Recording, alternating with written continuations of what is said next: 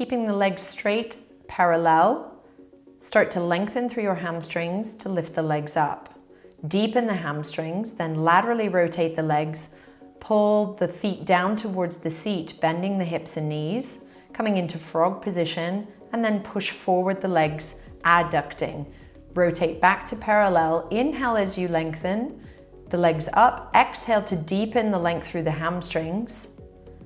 Inhale to rotate the legs, flexing the hips and pulling into the frog. Exhale to reach the legs forward, straightening the legs. This is to prep for the short spine full exercise to start to get the length through the hamstrings, stabilizing through the pelvis, and the coordination of the legs, rotating in, lengthening, flexing through the hips, and bringing the legs back out to the long line.